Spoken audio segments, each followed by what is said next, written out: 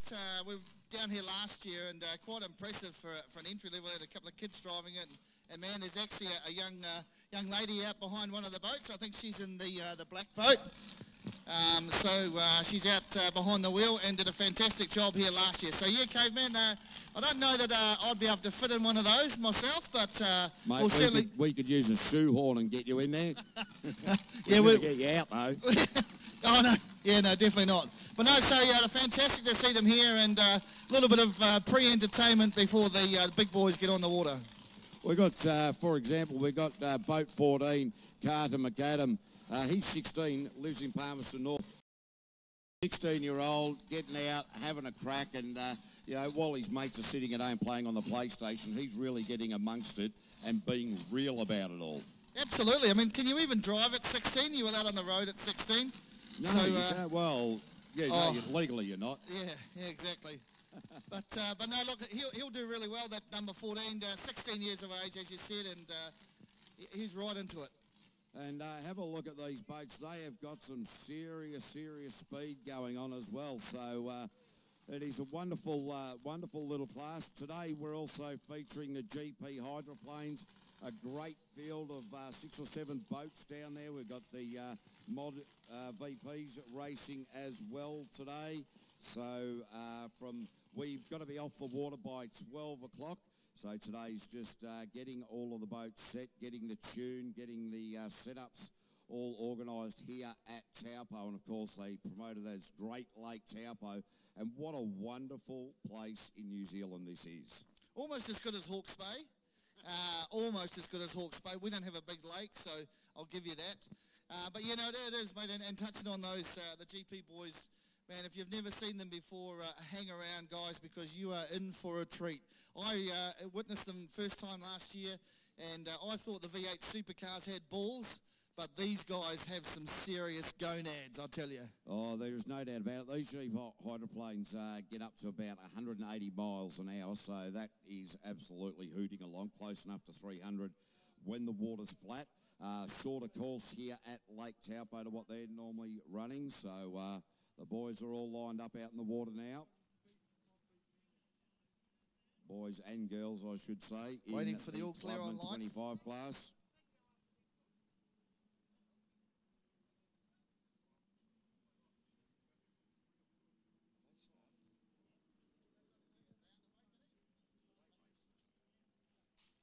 All right, well, the clubmans are away and going. A little bit hard to see the numbers on there. I can see that it is boat 3. It's second. We might need to...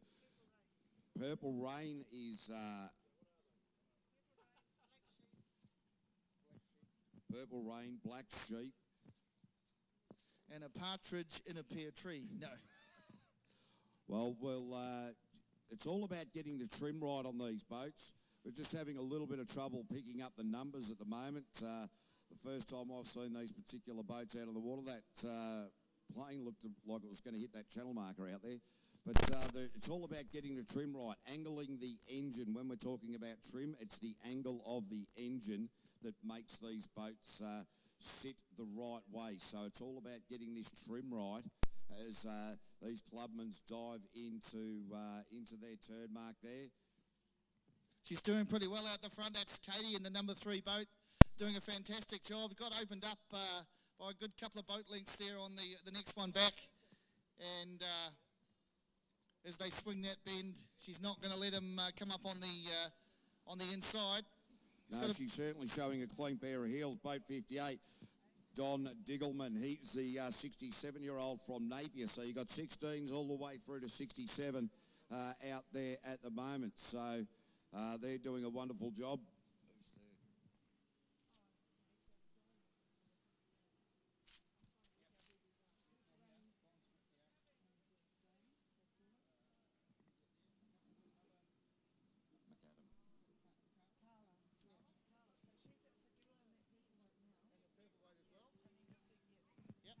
So we've just been informed there's actually 2 ladies out on the water. So any of you aspiring young females out there, or old females as well, can pop down and come and have a chat to these guys about jumping in a boat.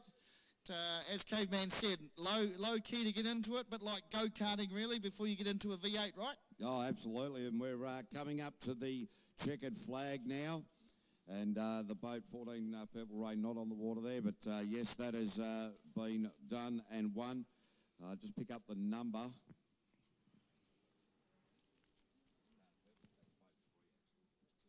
So boat 3 taking the win, boat 58 in second.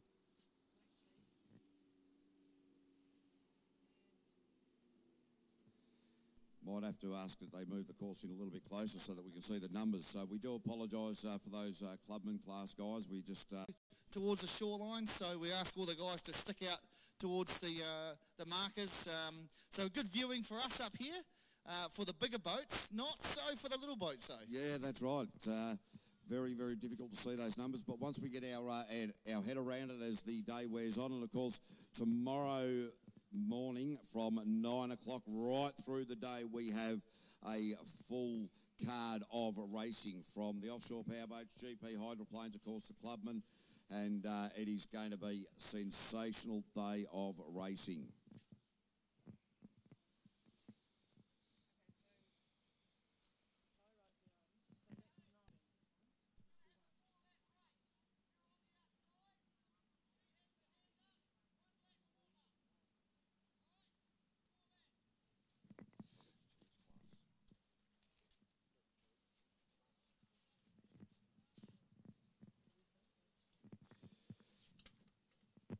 Just while Caveman's stumbling through some notes here, we won't mention anything to do with cricket or rugby this weekend, Caveman, but apparently you guys are pretty good at Aussie rules, better than New Zealand. Mate, we absolutely kick your backsides when it comes to Aussie rules. Yeah, like you said, not so good at the rugby, and I can tell you, look, to be fair, our blokes in the international cricket there, of course, they got busted with the sandpaper. Yes, I noticed some yellow sandpaper hanging out of your pocket this morning. Yeah, that's right, mate. You got to shine them up, and look, it was a little bit unfortunate. I think the worst part about all of that was that when they get busted, instead of putting their hand up and go, look, we were absolute morons and we shouldn't have really done that, sorry, they cried. They cried, and that was just an embarrassment. Yes, mate, high-paid sports athletes like that shouldn't be doing something as stupid as they did. But we won't talk about that anymore, mate. I promise I won't mention it at least another 2 times yeah, right, for this weekend.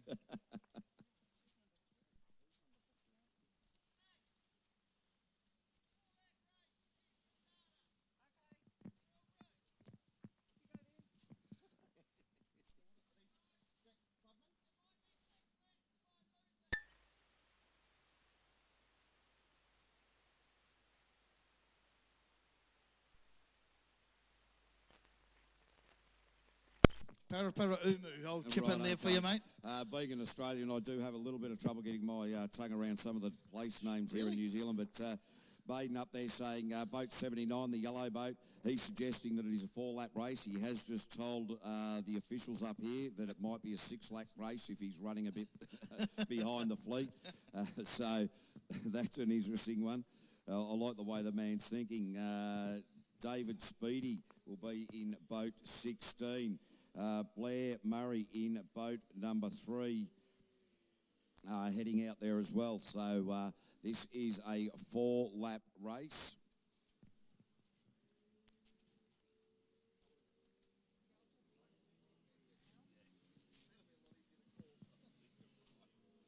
Now these guys look like they have some pretty serious power as well. Water's a little bit choppy as they head out, but that's only natural as they, show a bit of testosterone and head out there to get that first jump.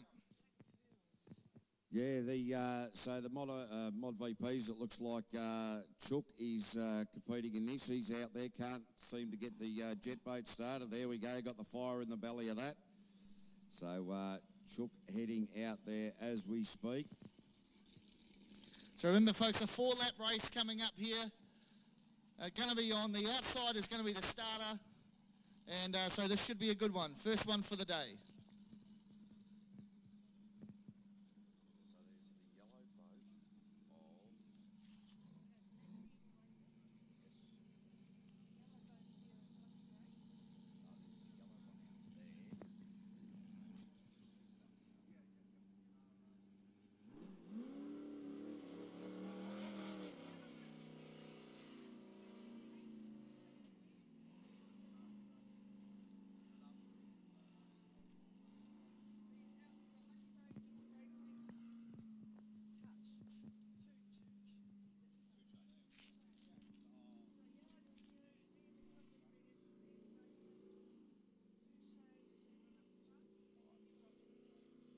All right, so Touche is the white boat. The red boat is simply red. We've got Evil Racing is the jet boat, and the yellow one.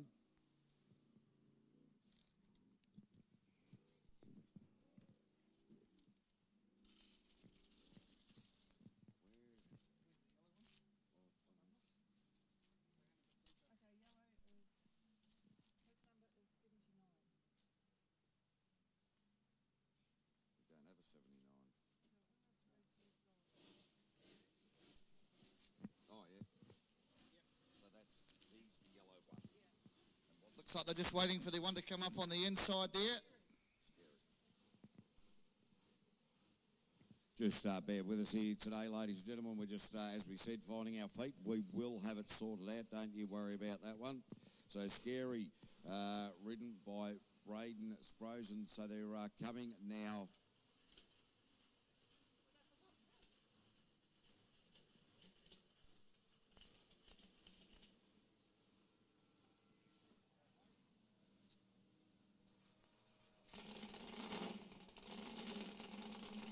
Oh, have a look at these monohulls as they're coming around the turn number one. They are just beautifully balanced, but they hit the crosswash, get a little bit airborne, get a little bit wobbly. As you can see, the gap's closing on this one compared to that first race we saw. Wee bit more power out there on the water now. A little bit more in it.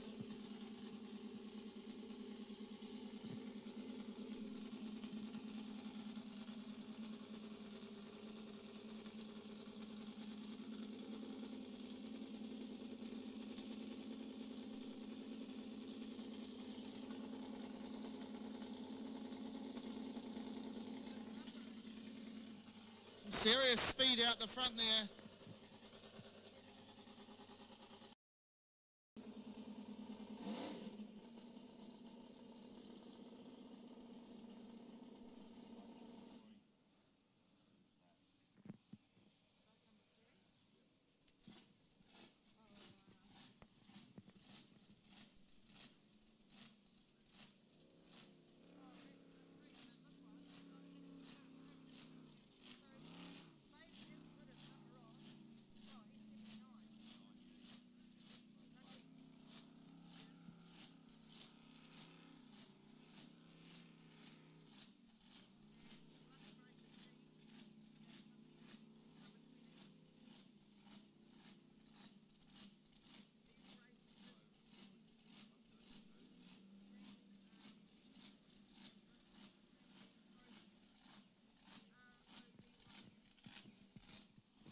It's a tight top for the lead now. We might have a lead change coming up that back straight. He's got it from the wash, powers down. And that's not a bad way to pick up. Took a little bit, but got there finally. Straggler in the field at the top corner. Something just not going right with that boat. Bouncing away. It's going to limp it home.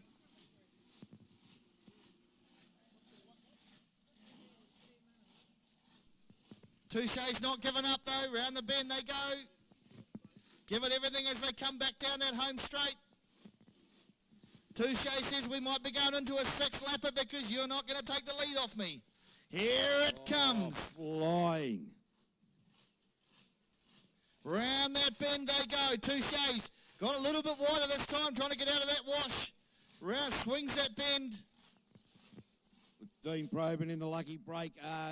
Just on the inside there. So I'll tell you, this is looking pretty good. Chuka not going too well in the jet boat though. That boat just parked up there on the course, still under power. But the boys out in front showing a clean set of heels, simply red with Blair Murray well behind. So there's the white flag up. They swing that top mark there. 1 lap to go. Coming to that. This is going to be a ding-dong battle, Caveman. This is a ding-dong battle. Look at these guys. They are just going red hot. Boat porpoising. No, that was checkered flags out now. Who's going to pick it up? Oh, and he's neck and neck. Oh. Who do we give that to? We'll wait for the judge's call on that one. Great finish. I think you'll find that that was Braden Sprosen and David Speedy. So too close for me to call from here.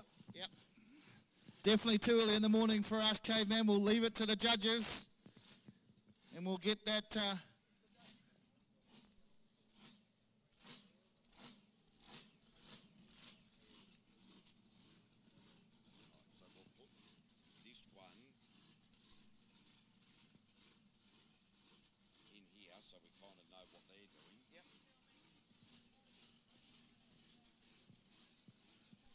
I'll tell you what, Caveman, you never get sick of hearing that roar of the GPs, do you, mate?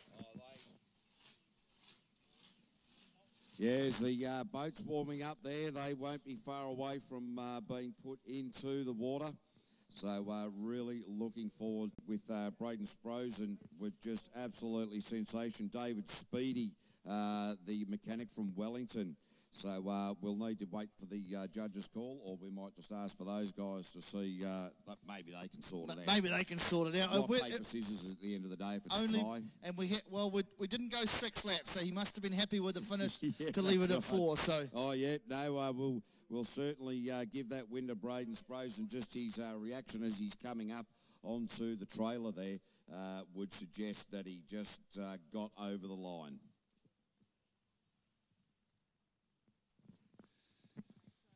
Well, that's a good sign. If you can see that the first GP hydroplane being lifted into the water is the Warwick Lupton's boat. They must have got that sorted out. A little bit of technical difficulty they found yesterday. Of course, while they were out on the water testing a few things, chopped and changed a few things, and this morning Kerry couldn't get the boat going. So had a bit of a chat to Kerry, said, mate, what's going on? He said, mate, I can't tell you. Warwick will kill me. So it's now there, and it looks like it's going in the water. So that's a good sign.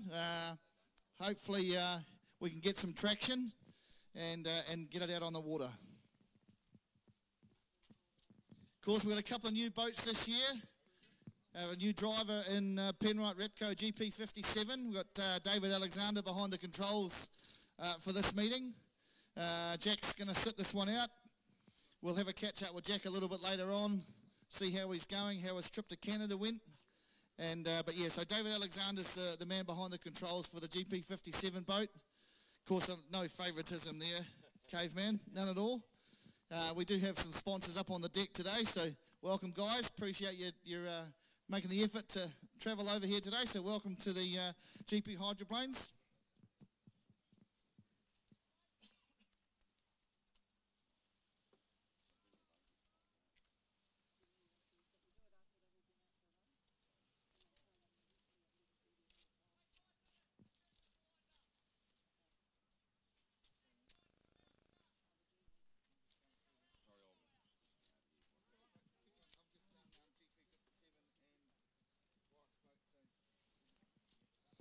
All right, the other boats that are going to be competing in the GP Hydros, of course, the Lucas Oil boat of Ken Lupton. Now, this boat is a 510 supercharged Big Chief, and this one, the Lucas Oils one, produces about 2,000 horsepower.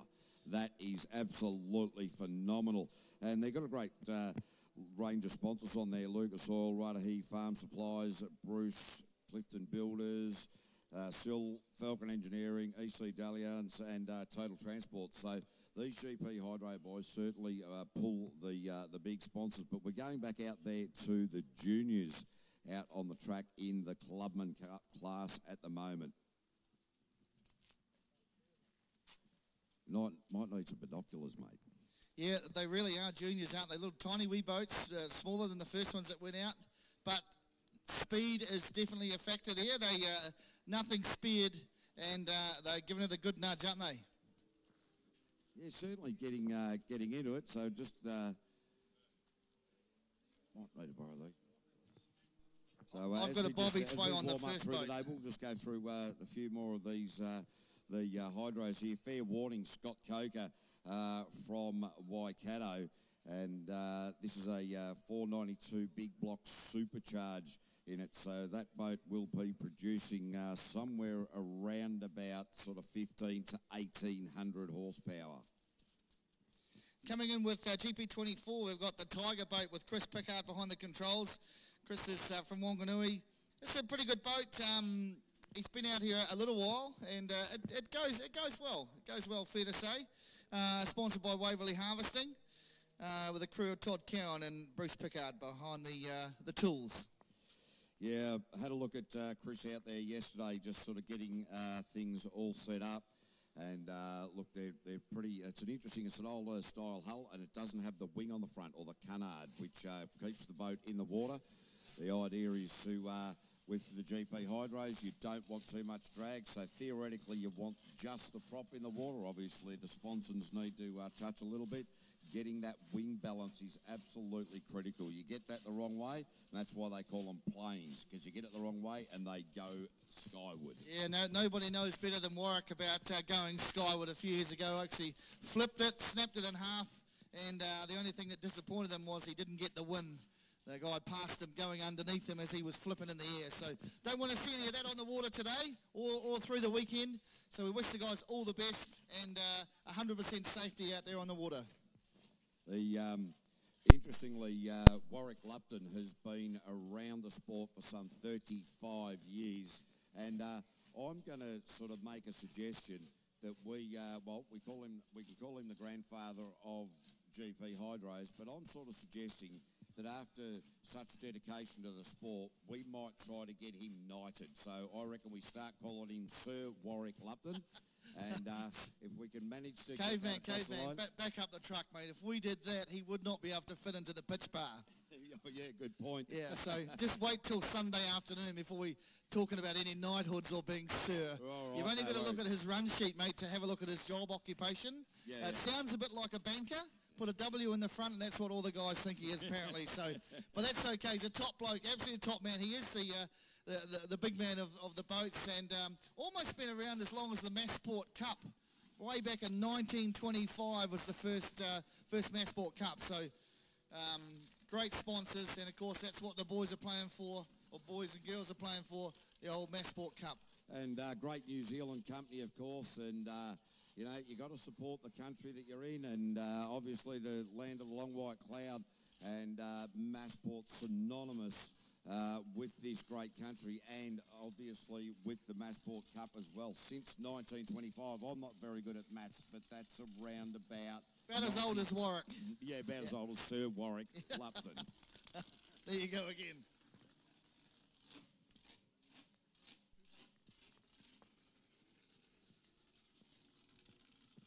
So the clubman guys there just sort of rounding that out, the juniors.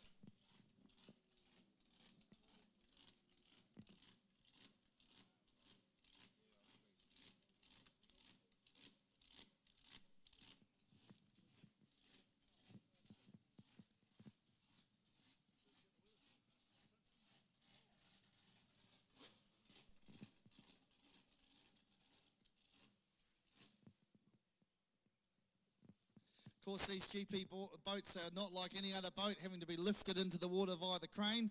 Can't just back the trailer and push them off into the lake and that's it, see you later. So what do they weigh roughly, Caveman? What does a hydroplane weigh these days? Around about 1,300 kilos, including driver, thereabouts. The Lucas Oils boat of Ken Lupton weighs around about 1,700. So with the greater weight in the rougher conditions, it handles a lot better. But, of course, with that extra weight, when it's smooth, it doesn't go as well. So, just while we're touching about that, we did have a look at Ken's boat on the water yesterday, and, man, it was flying. I don't know if they had some sort of super juice in the tank, but she looked good coming down the straight. So, you know, I'm a big Penrite GP57 supporter, but I'm a little bit worried about Ken this year. He took it off us last year. So, for me, I'm tipping him as the one to beat. I know, I'm sorry, sponsors, but hopefully David can put me wrong. I'm going to put a bob each way on both of them. Oh, bob each way. Geez, I tell you what, mate, you're showing your age there along in the teeth. They're great to see that the guys in the rowboats, they're just coming in and wanting to check out what's going on. I don't know much about non-powered boats. Don't drop the oar, mate. Apparently it's very hard to paddle when you drop the oar. So that's why they have more than one in the boat.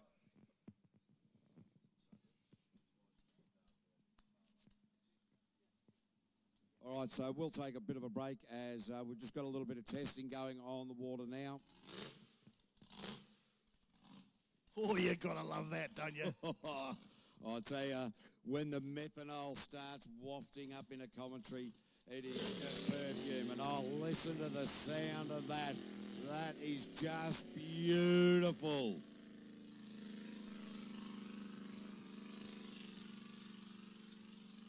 And that's why we need headsets, Caveman, because I didn't understand a word you said. Oh, that's all right, mate. I'm an Australian and you're a Kiwi, and as soon as you're a bit slow, I'll let you go on that one. Yeah, you'll keep. You'll keep. Yeah, absolutely. So like we said, Warwick had a little bit of an issue on the water yesterday. The boys seem to got it fixed, so we'll certainly find out when he puts the foot down and kicks it into gear. We'll know if he's in trouble. He'll just limp back to the pits. If he's underway, you'll see him scoot round.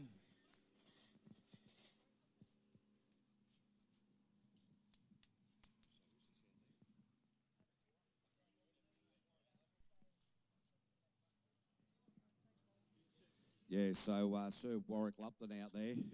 I told you, don't say that. No, we're really, yeah, I reckon we're going to see if we can push this. We'll get the Queen onto it. I thought that I was going to be knighted there a couple of years ago, but it turns out I was just being robbed. Yeah, he's looking like he's going to put the foot down. Still hasn't found big rooster tail out the back. Still hasn't found top gear yet. He's just winding it up. You'll see it go, by goodness, you'll see it go. Yesterday during practice, Warwick Lupton actually, when he was putting his foot into it, it was like there was a clutch and there was just no drive into the drivetrain on the boat. So they had a lot of problem with that. They couldn't work it out. The boys down there in the pit area, they were having a chat. It was a fair bit of conversation going on, and nobody had ever really heard of that situation occurring. So not with that team anyway. Yeah, there's always something new when it comes to boating.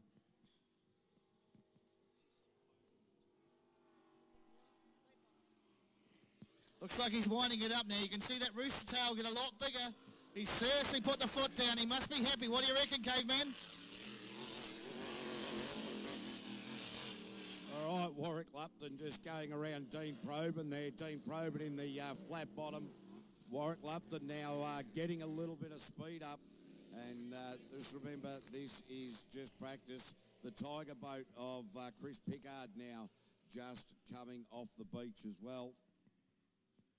Had the fire in the belly of that machine. That's just stalled out, but this is practice. But the other yellow boat out there, the flat bottom, is Dean Probin out there.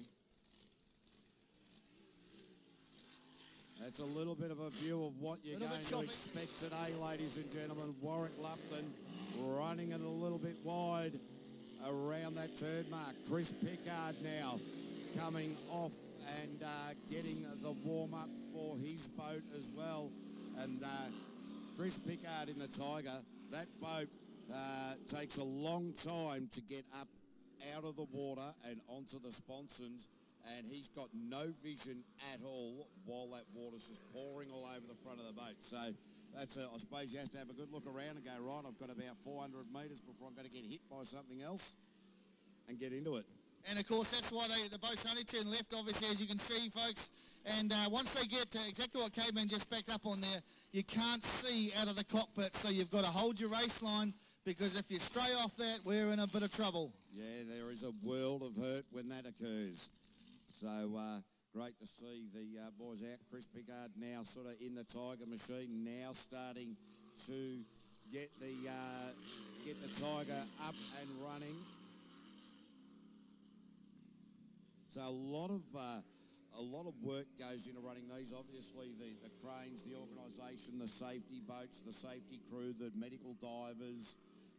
You know, there is a lot of work in running one of these events, and Well, what a privilege to actually be here at Taupo, behind the microphone, giving it a crack and seeing how it... Perhaps a little while, mate, so we'll get to know Caveman over the weekend for sure. I'm looking forward to getting down to the pitch bar just to investigate my co-commentator. Yeah, look, the pitch bar, great sports bar down there, so went down there, and of course you've got to support the sponsors, so quite happy to support that. So looks like Chris has struck a bit of a problem down there. Something's happened to the boat. And as has Dean Probin as well. So anyway, we'll take a bit of a break, and while we've got a bit of quiet activity out on the water, we'll take a bit of a break, get a breath of fresh air, and be back soon.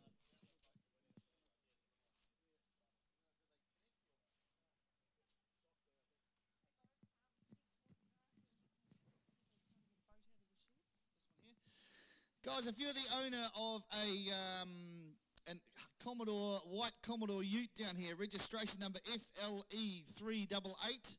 Can you come and move the ute, please? I need to get a boat out. The white Commodore ute, SSV, looks very nice. Wouldn't look very nice on the back of a tow truck, I might add. So if you are the owner and you do have the car keys, can you come and get that boat shifted for us?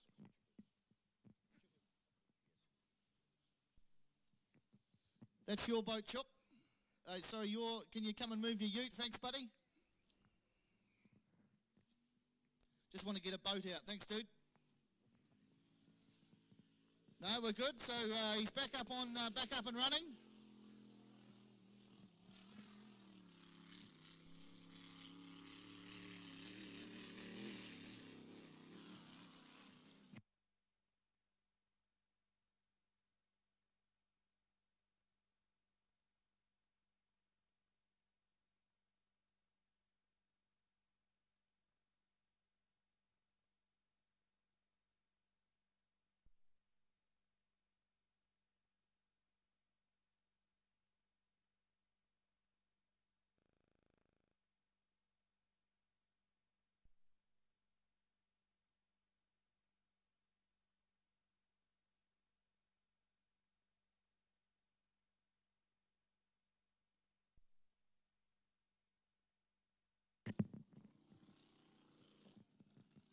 It's Chris Pickard coming back in. Good run from him.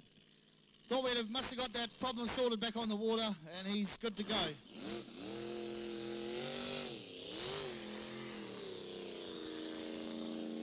That's Scott Coker and Fair Warning that's heading out onto the water now. Tell us a bit about that, Caveman. Mate, I didn't see this boat yesterday during practice. They've only just arrived this morning, and Scotty Coker from the Waikato region.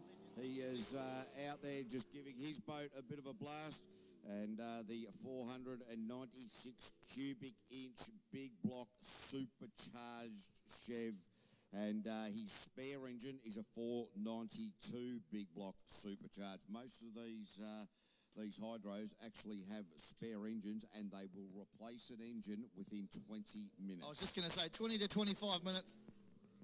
This man's not afraid to put his foot down either. Bouncing across the lake. Swings that corner. Big rooster tail as they go around the bend.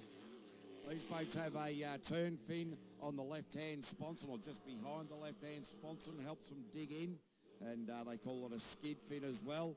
It'll just stop them sliding sideways, and these boats are absolutely phenomenal. So the wind picking up a little bit of choppy water, which is going to make for very, very interesting racing a little bit later. Some might say there's more chop out there than a baby lamb, Caveman.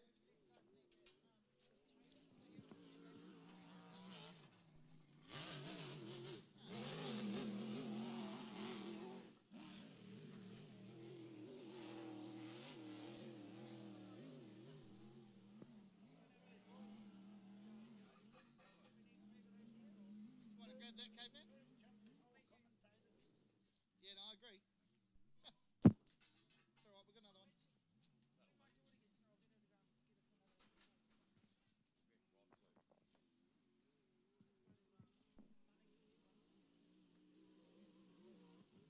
Absolutely flying across the water.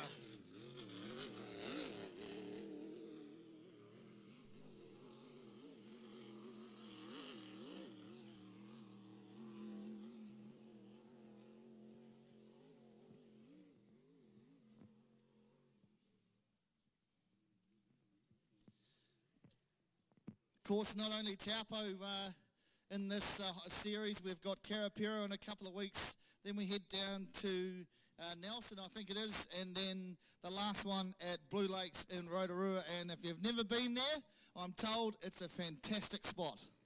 Yeah, I think it's going to be fantastic. So not only a full day of racing tomorrow, but we also down at Karapiro for the 9th and 10th of February.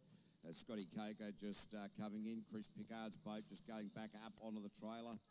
Just a little bit of humour there for you, Caveman. I've just spotted out in front of the commentary box here, we've got a vehicle number plate mud box. Seems to be stuck in the mud, or the sand, should we say. I tell you what, they might want to put that one into four-wheel drive and give it a bit of old heave-ho.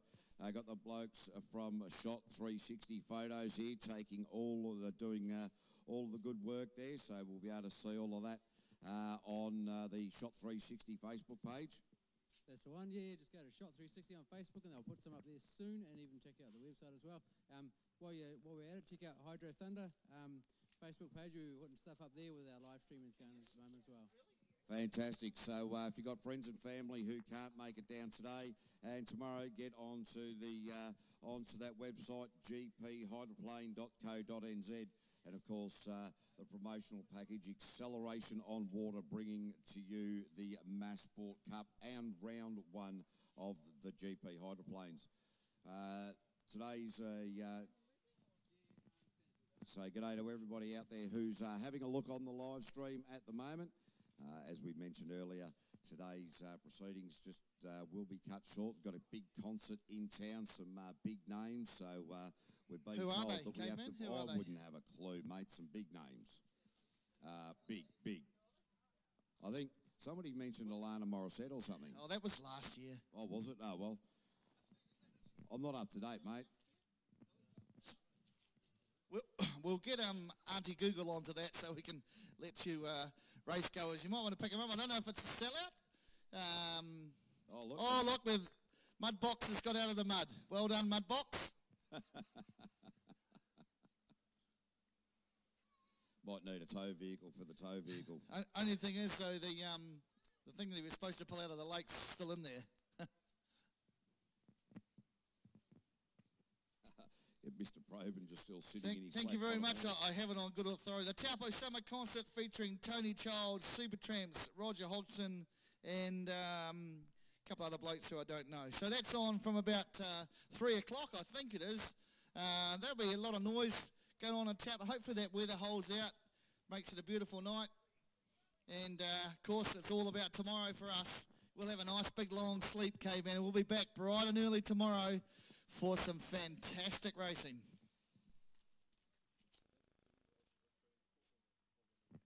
Oh, the other two fellas are Aussies, so you should have known it from Australian Crawl. That's what you were doing at 11 o'clock last night out of the pitch bar, mate. And the night before. And the night before.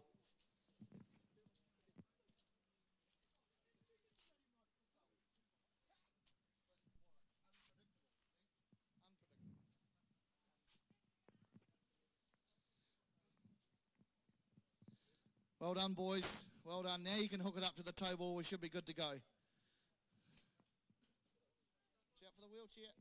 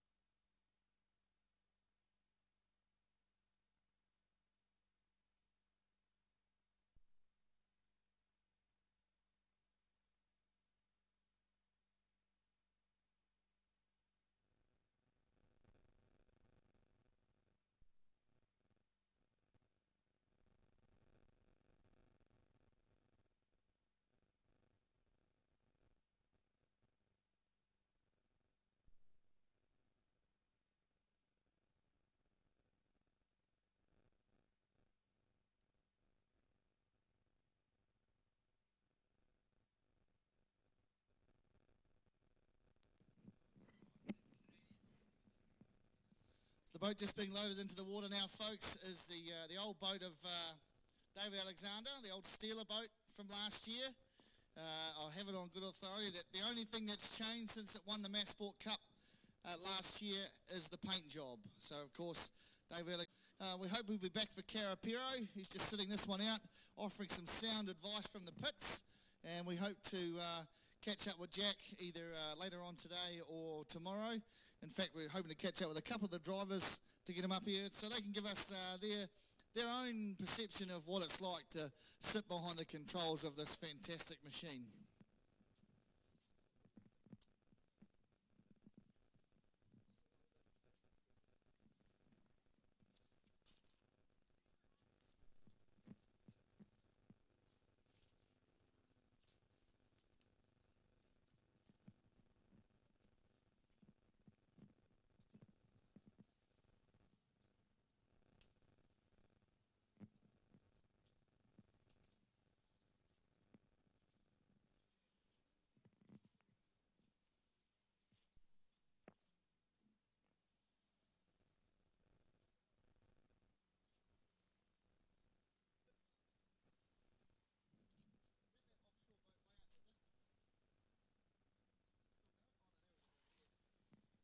So if you look out to the very extreme left-hand side of the lake, folks, you'll see one of the offshore boats powering it down towards Turangi at the moment. They're going to be in action closer to us tomorrow.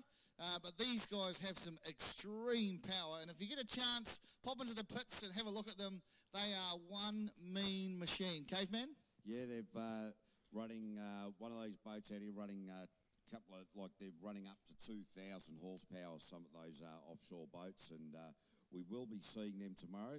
Their course won't be the same course that we're seeing the GP Hydros racing, as Jason Haggerty in this newly branded boat, the Beneficiaries boat, the orange and white one just coming off the crane and into the water, just got the fire in the belly. I saw this run yesterday. This bloke stepped up from a class straight into the GP Hydro, so he's had a bit of experience at these style of boats. And yesterday during practice, he obviously a man who's not too scared of it. And I said to him, "How are you feeling about that, Mr. Haggerty?" And he said, "Well, mate," he said, "I am a little bit scared of it." He said, "But I think it's a healthy scared." Well, I don't know what a healthy scared is, but you just never, ever know. The hills are alive with the sound of horsepower, mate. Fantastic. We wouldn't have it any other way. Apart from a little bit more sunshine, maybe might make the day a bit better. This breeze is a little bit cool. Yeah, I've got Dennis down here. He's a bit chilly. He's got a jersey on top of a jersey on top of a jersey, but he's still got his shorts on. He's a real man. Yeah, that's it. Hey, this is Lady Liz out on the water, and Jason Haggerty from Invercargill. He's a fisherman down there, and I dare say he's on the cray boats down there. Some pretty good crays come from down that part of the world. 1,350 horsepower, a 468 cubic inch blown engine. Beneficiaries, RJ Contracting, Tiano Helicopter Services amongst the sponsors on this one. And going very, very sweetly as it swings the bend. Big rooster tail out the back, and back down it goes. Geez, that's a nice boat. Yeah, Lady Liz, the boat, he's actually named it after his grandma. So great to see the family connection there as well. So Jason Haggerty just out there, just getting the engine warmed up, just checking all the systems, making sure the skid fin is in the right place. The adjustment of a skid fin, which is the fin that is just behind the port side sponson or the left side sponson, the adjustment of a couple of millimetres will make huge difference in how the boat handles, how the boat corners. So these things aren't just all about big engines, they're also about getting them set up as well as you possibly can for maximum efficiency.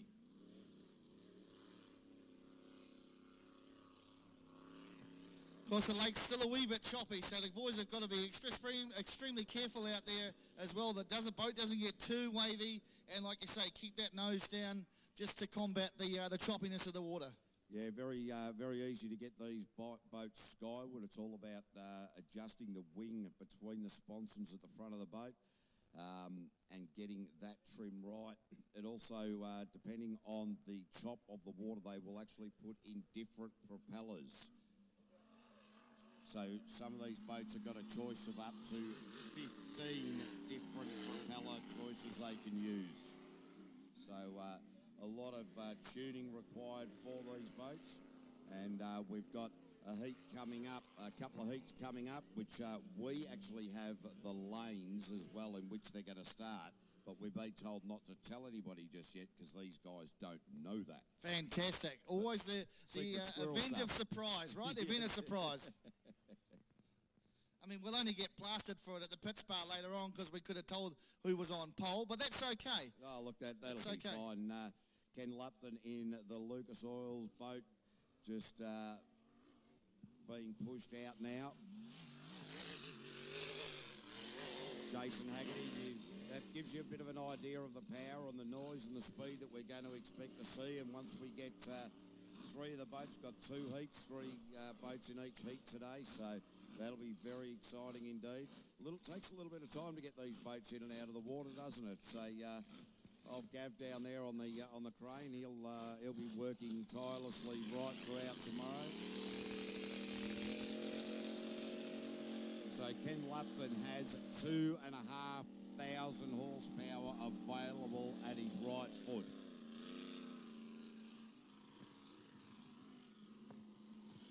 Yeah, we're for a contest now. So again, we're looking for the wash. As you come through, remember, you can't see to either side of the cockpit, so they're going to hold their race line, hold their lines as they go through. Get out of that wash. That's a wee bit choppy. That's the last thing you want to do is get tied up in the washes of another boat. That just causes a hell of a lot of problems. Well, the other thing is if you get into that wash, as the wash is going up, gets under the boat, and all of a sudden you've got too much air going through the underneath the boat, and that's not what you want to do. So there's a lot of trickery, a lot of skill involved in driving these boats, and Ken Lupton just out there just tailing Jason Haggerty at the moment. You wait till he puts his foot down, Caveman. It's impressive. Oh, yeah. When we were watching practice yesterday, it was just, I love the sound, the smell. If you could bottle the smell of burnt methanol and stick it into a bottle and sell it as perfume, women would have blokes flocking all over them. Fantastic. I'm going to go and I might patent that, actually. Patent mate, I tell you what, it'd be brilliant if you could.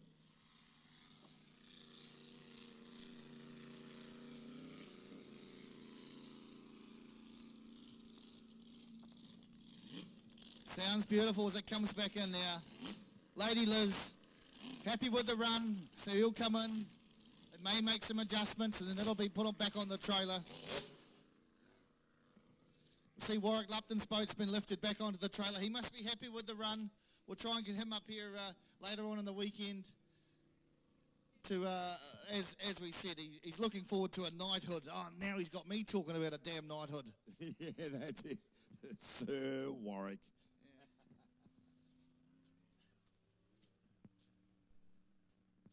Just listen to this boat wind up as it comes down the home straight. Like you say, he's got all that horsepower at his right foot. Let's see if he's going to use some of it now. He's running quite wide there, is Ken Lupton, and really interesting in practice yesterday. This boat's set up for an 8-lane start, and if he draws one, he might be in trouble. Of course, we mentioned the name Lupton and Freebet. We've got Jack Lupton.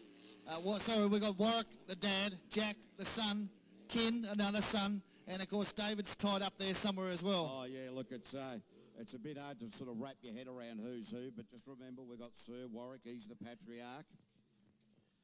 And then we've got the two boys, of course, Jack and Ken, out on track at the moment. Jack just deciding to sit this one out. David Alexander driving his boat. Now, what boat is he driving there? The Penrite Repco GP57 boat. Thank you very much, Caveman. Oh, have a look at that boat, just dancing on the sponsons, minimising the drag. It's trying to get the boat loose and trying to get it so that it almost flies but doesn't fly, and trying to get that equity in it. He's a very, very, well, it takes experience, it takes skill, and it takes, well, guts, intestinal fortitude. Balls. Absolute big balls.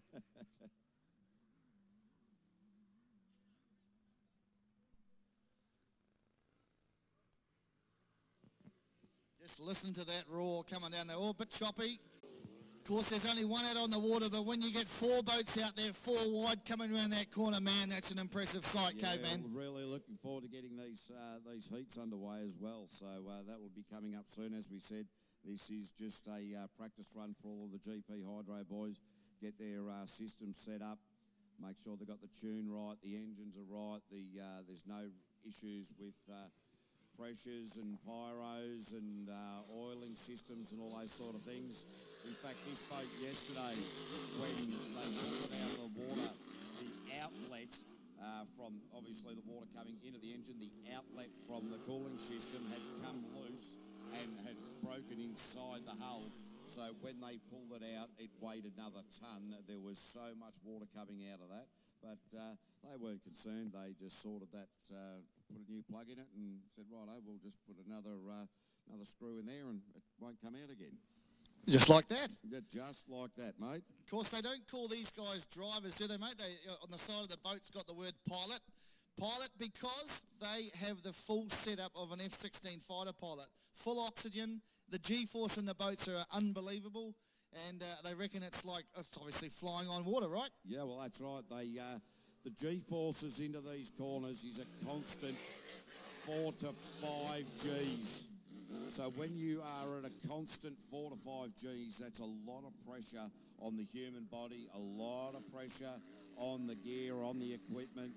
And when you are talking about that kind of G-force, to explain a G-force, for yourself, Slim, you probably weigh about 100 kilos, I'd reckon. Yep. Thanks, Caveman. Yeah. So 100 kilos. When you're talking about 2 Gs, that 100 kilos becomes 200 kilos, and so on and so forth. So all of a sudden, all of that pressure increases by, if you're pulling 5 Gs, by 5 times that particular weight. That's a sort of simple way to work out G-forces.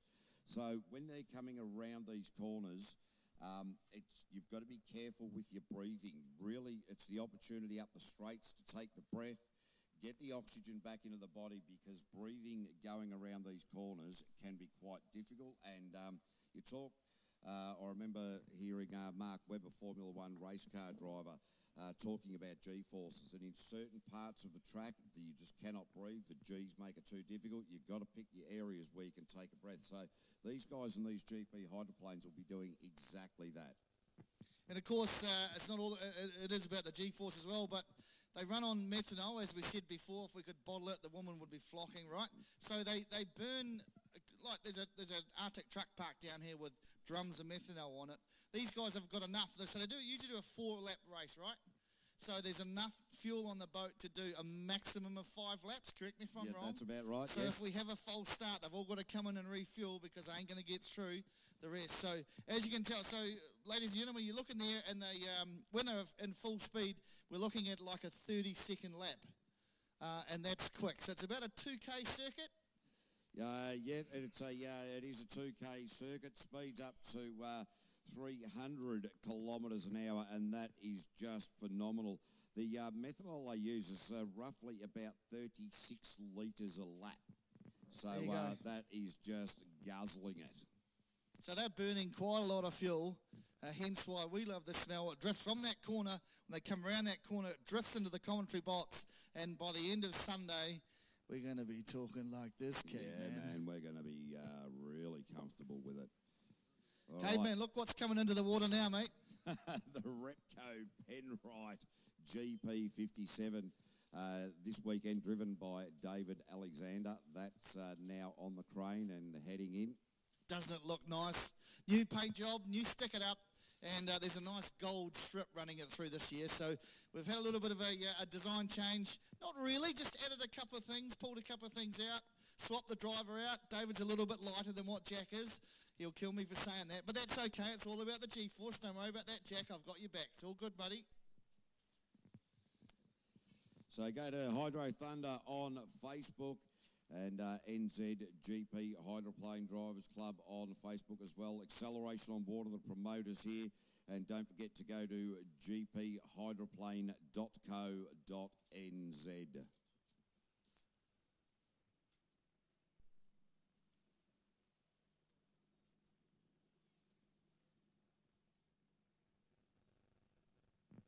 So some deep discussion going on there between Sir Warwick and son Ken.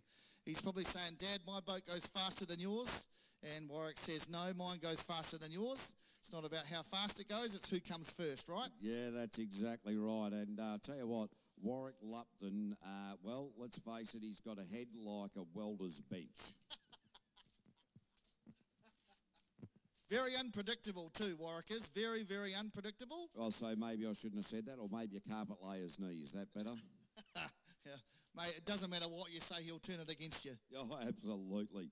He's already told me I'm no good at it. Of course, last year, mate, little story about Warwick. This will make the people laugh. He knew sponsors, so he wanted to treat us right. So he took a couple of us out on the jet boat, and we sat in the middle and watched the last race of the day. And, of course, we went to come back in, turned the key. Nothing at all. Don't panic, he says. Don't panic. I've got this under control. Just lift that little hatch at the back there. Yep, no, we've got a fuel tank there. That's no problem. Don't know what's going wrong. Had to get towed in. How embarrassing. We get to shore. He looks over. He says, oh, didn't flick the reserve fuel switch on, did I? And you want to give him a knighthood, mate, and he can't turn on the reserve fuel when he's got a boatload of sponsors. Well, but that's our work, and we wouldn't have it any other way. Yeah, that's it, mate. That's it. It's all more entertainment than a circus full of clowns, I can tell you that. She's in the water, she's getting pushed out, hatch has been closed. Wait for it, caveman, here it comes. The roar from the Penrite Repco GP 57.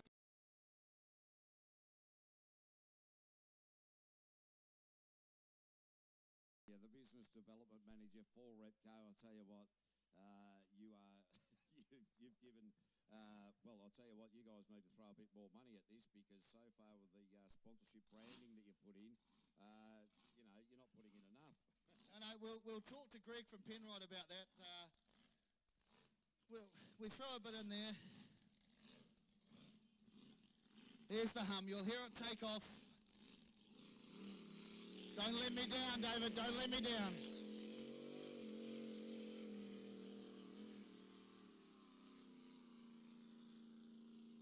Now, this boat has been set up for Jack Lupton, and of course David Alexander taking the drive here this weekend, and the boat just not comfortable for him. Of course, Jack a little bit taller, David having a lot of trouble getting his foot to the accelerator. So during the first practice yesterday, the boat was really on and off, and that was because he just couldn't quite reach the accelerator. I think they've come up with a few plans, done a bit of modification. A few pillows down the back.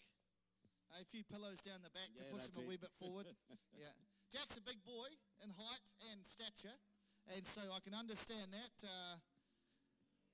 It's a big setup, but she's a fantastic piece of machinery as it comes down the straight for the first time there. Swinging, hasn't got it at full speed yet.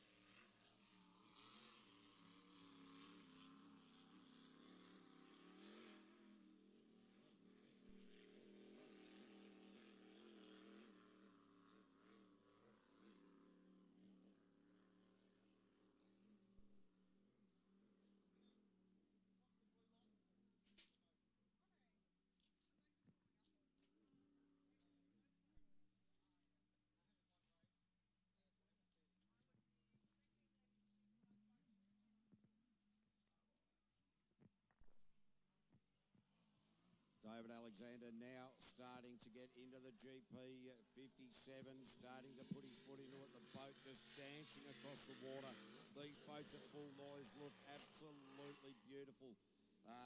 Very loose running as well, and quite scary, I'd imagine, when you're in there. But it's a beautiful sight, a beautiful sound, and certainly a beautiful smell.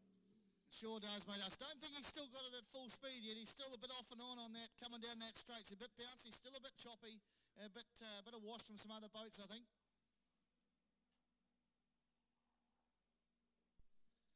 And on that note... They had a bit of trouble yesterday with the magnetos, so let's hope that that isn't going to be a... well, the fire's Off goes the safety boat. The fire's still in the belly of the vessel, so yep, there we go. We're away. Yeah, unlike Warwick, he's got a reserve fuel tank.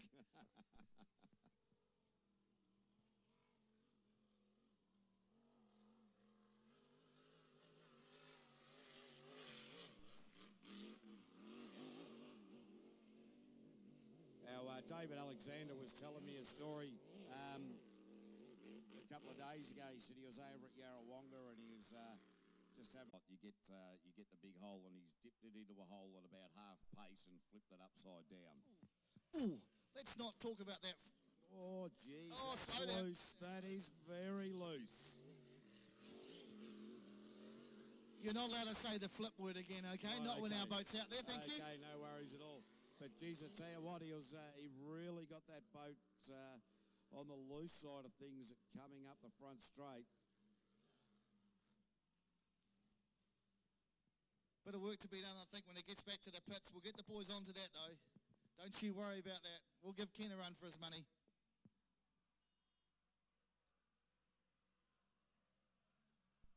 Oh, that is loose. Yeah, he just got out of the power there a little bit, but he'll be bringing that back to shore now.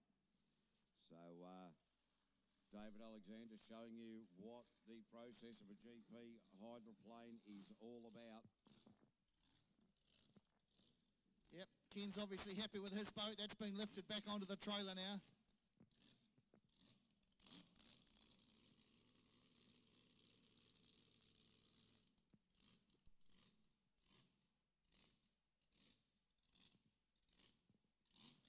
Limps back in.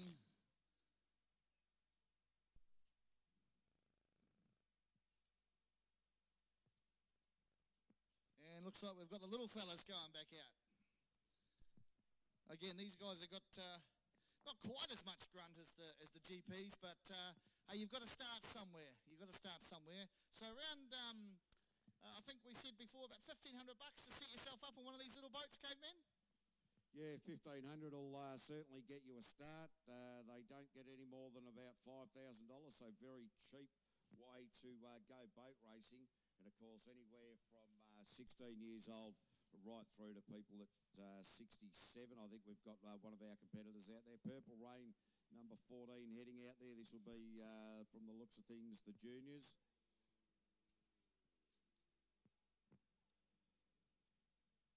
So Purple Rain with the purple bow there.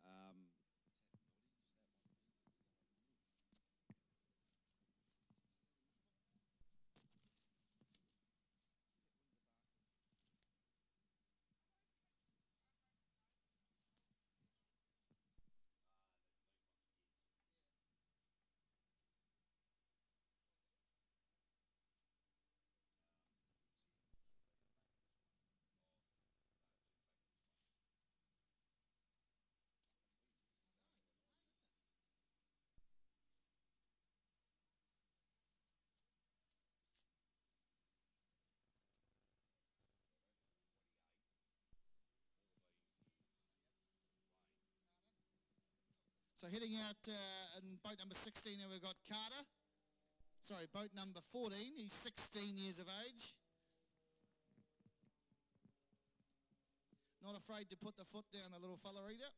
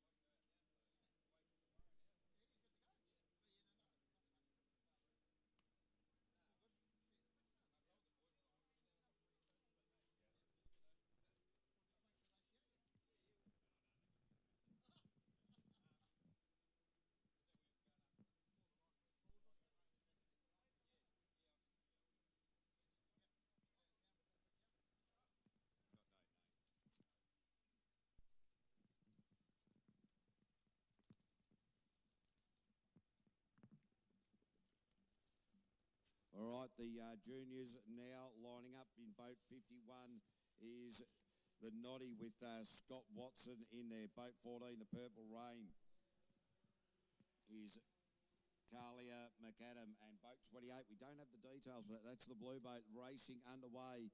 So it looks as though it is the blue boat in the lead with Scott Watson in Noddy. But have a look at Purple Rain, boat 14, Carlia McAdam, coming around the outside, boat 28, into this tight turn, eases it off. Oh, really, that's a point and shoot. All of the three boats just hooking into it beautifully. Purple Rain, all sorts of bouncing going on the trim, not quite right. Boat 28 leading the way at the moment. Scott Watson in second and Carlia McAdam in third at the moment in the juniors. Carlia's certainly showing the boys how to do it, isn't she? Yeah, she was looking really good around the outside, just this tight turn at coming up to the front straight. She lost a bit of ground there. Boat 28 as they turn in tight. The lead about 50 metres at the moment. Purple Rain lost a bit of ground in that turn in the straights, getting a fair bit of momentum and catching up a little bit.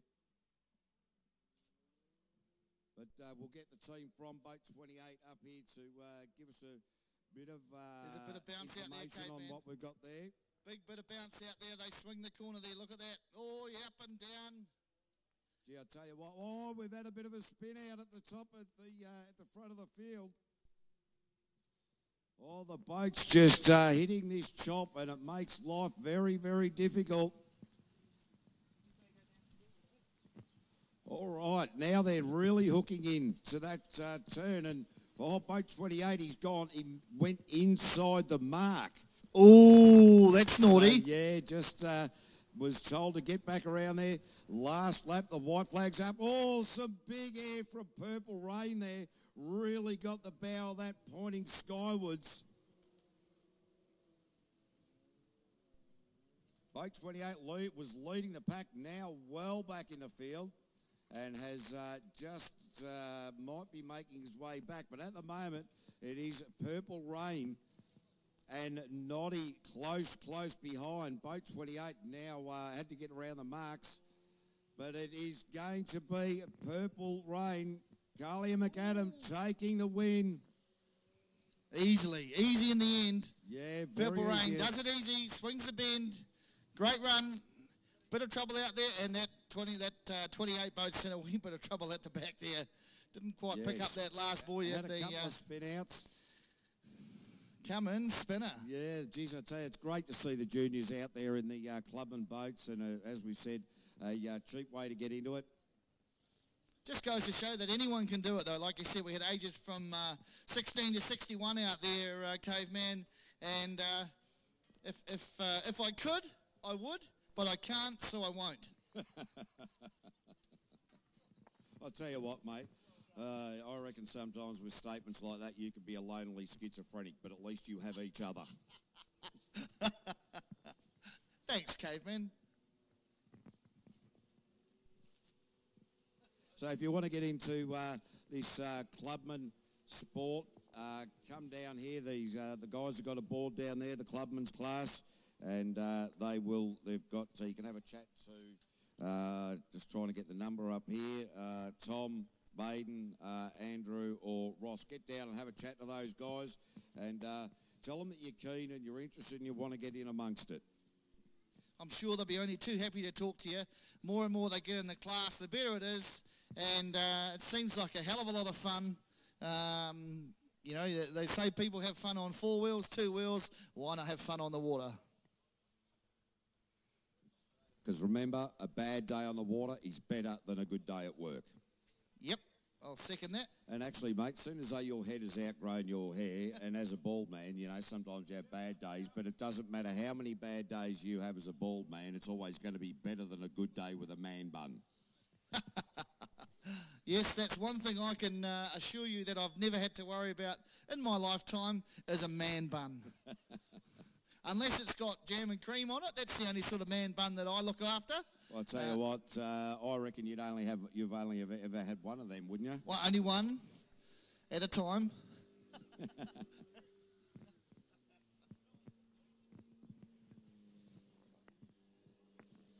Lucky break down here in the trailer. Doesn't seem to have had a lucky break. I don't know. They got out of the water okay, but straight onto the trailer and missed that race before. So we'll don't quite know what's going on with Lucky Break. Thumbs up. Everything okay with Lucky Break? Yeah, we've got the nod. She's okay. Just back. Right. Everything's tested. Don't need another run. I'm happy with that one. Purple Rain now heading out onto the track. The Clubman class 58 heading out there with Don Diggleman doing that behind the helm of that one.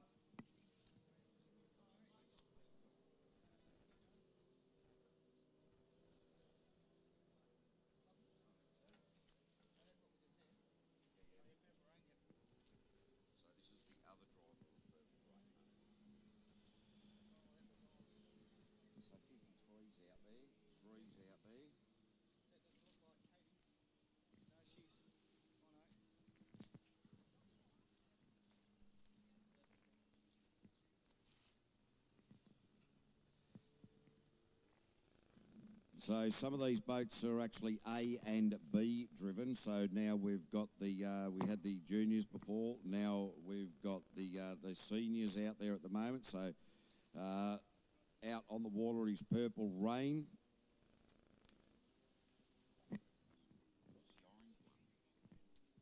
We haven't got any details from the Orange vessel either. Those guys were late to the track. They came in, pushed it in the water, got on that first race and out there. So didn't have time to fill in the forms to help us out, but we'll sort that out before tomorrow. Boat 7 is the Legend. The black boat is the Black Pearl, boat number 3. So they're just waiting to line up for a start. Waiting for the all clear on lights.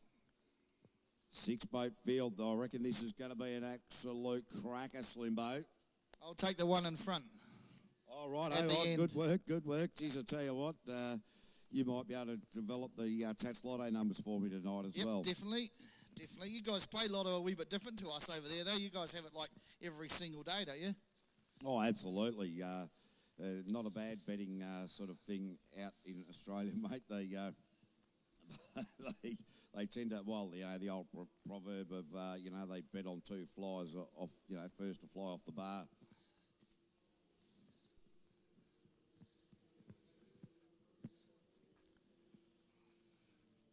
Just waiting for these guys to get into formation.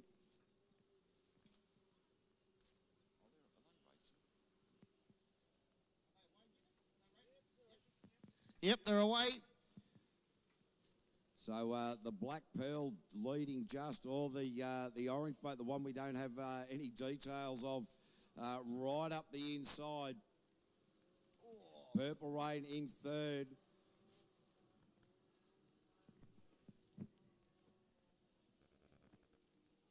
Geez, as you get around those 30 marks, those boats not settled at all, but the power down the back straight really starting to move along with the orange vessel. We will get the details for you a little bit later. They haven't filled out the information sheets that we have up here. The Black Pearl in 2. Not giving up though, Black Pearl. Still chasing hard. Purple Rain in 3. That boat we saw in the last. Airborne again, really pointing the Purple Rain vessel really just hits some of that chop and really gets the nose right up. That has got to make a few parts of your body tighten up a little bit, I think. Absolutely. The Don swings wide there, the green boat at the back. And got some work to do, the Don. Oh, that's really choppy coming around that first turn. The Black Pearl's not giving up, though. Still chasing. All right, white flag goes out. Now. Overload is the orange boat. Really showing a clean set of heels at the moment from the Black Pearl. Purple Rain.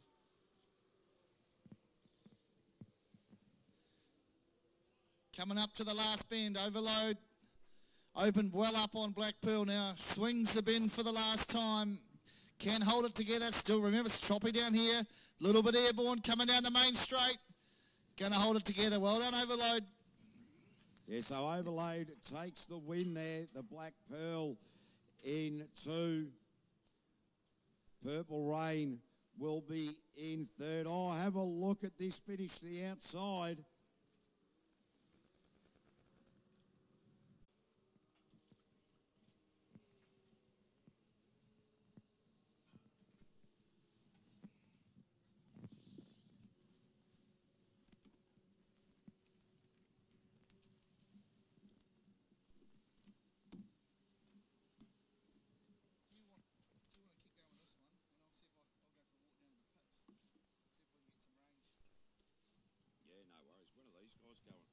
They're going to surely start loading them up.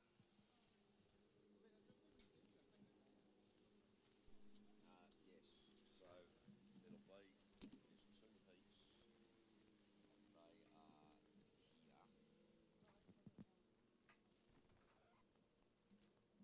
That's how they're going to be lined up. So yeah, if you want to go for the longest one, it is a worthwhile for the moment.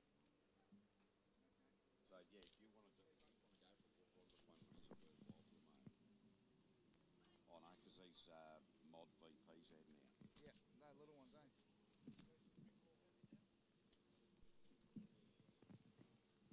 Are they?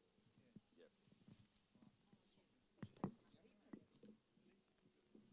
Yeah, that should work. I'll come at you. I'll come at you when I get there.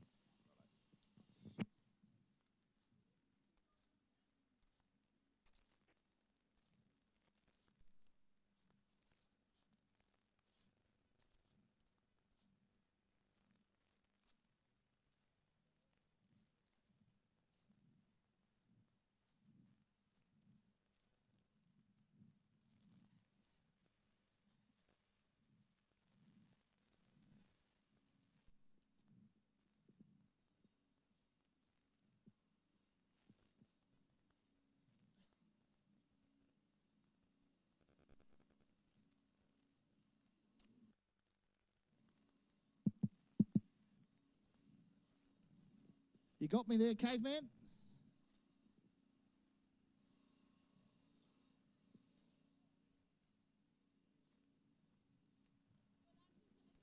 Push the plug in, mate. Just push the... Yeah, that's it, mate. I was just having a little bit of discombobulation there, just trying to get myself organised. Fantastic. We're going to try and find someone to have a talk to. I've spied Ken, so I'm going to pull Ken out. He's going to have a bit of a chat. How are you, Ken? Good to see you, buddy. Yeah, all good, man. Yourself?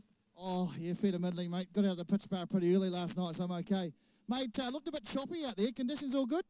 Yeah, the water's not too bad. It's just the rollers coming off the other boats going in and out of the river here, but hey, it's the same for everybody, so... Dead right, and that looked pretty sharp out there, mate. You pleased with how the boat's handling up? Yeah, good. We just need another couple more changes, just change propeller and that, and just try and get a bit more prop on the water. It's hard to keep the boat in the water.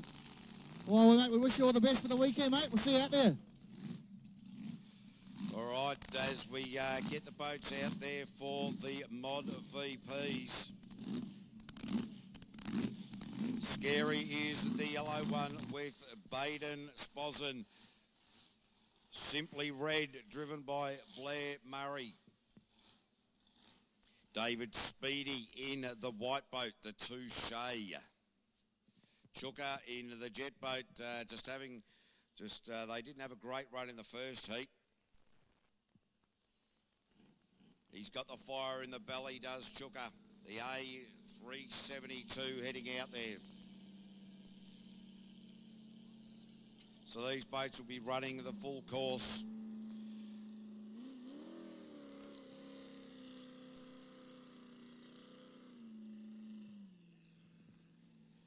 Righto, down here we've got Jack Lupton with me. Jack, not behind the controls this week, mate. You all good? Yeah, no, everything's all good.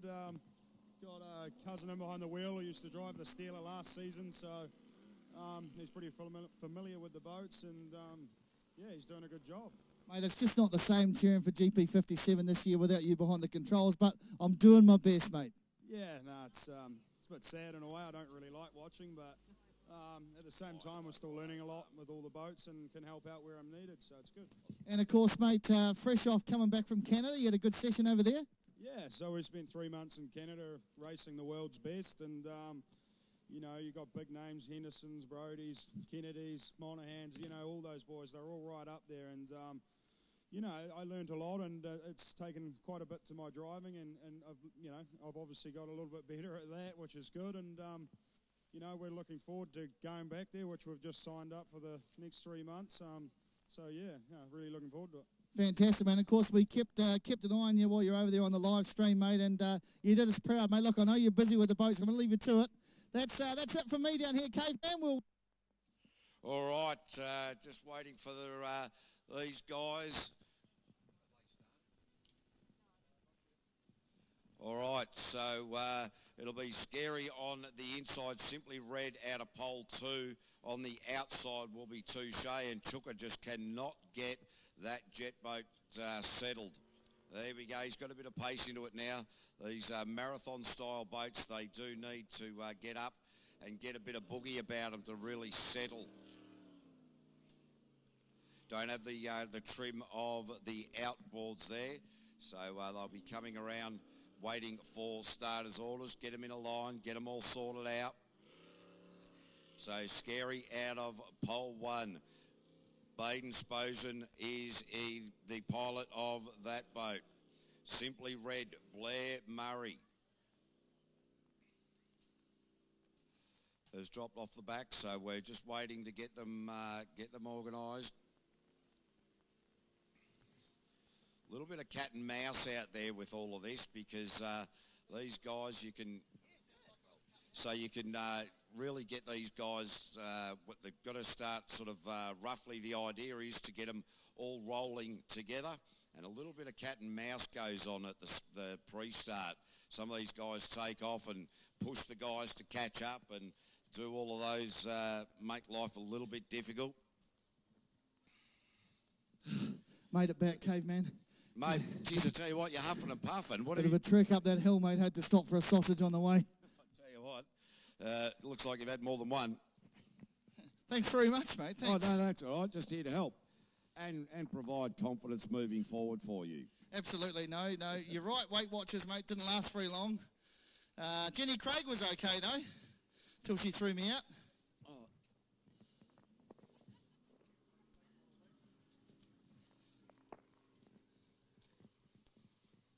Bit airborne there, bit choppy.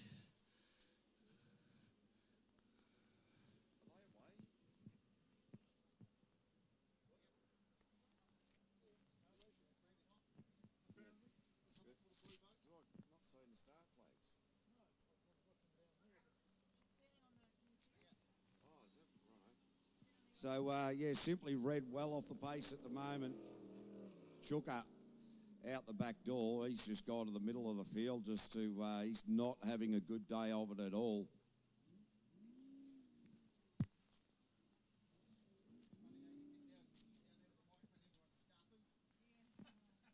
I'll tell you what, Scary with Baden Sprosen really hammering it through at the moment. Touche with David Speedy hot on his heels coming in to turn number 1. Boys holding their line absolutely beautifully. I got Touche, mate. $1 each way on Touche. $1 each way on Touche. I don't think that he's going to be the one that's going to take it. Scary for me. Baden Sprosen down the back straight, starting to show a clean set of heels there. Simply Red. Oh, he's having a big time of it there. Really just getting the boat nailed out there. Really rough conditions. The boys down the bottom corner coming towards the finish line. Baden Sprosen is in the lead at the moment. Touche with Touche with David Speedy. Whoa, Speedy has... Where is it going to be? This is going to be a close finish. Oh, yep. I reckon it's going to be Speedy by a nose. We'll take the win. The judge's call is that it is David Speedy taking the win in the Touche. Scary with Baden Sprosen just a nose hair behind. Chuka is just... Remember them, to be fair. Primary school. Did you go to school? Well, I drove past it a few times. You went there to eat your lunch, didn't you?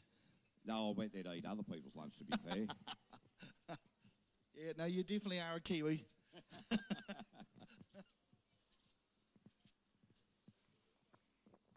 So Mudbox is going to have another go at getting Lucky Break in the water. Have we got the rope ready? Somebody got the traction down there? No. They're just ignoring us. Not quite.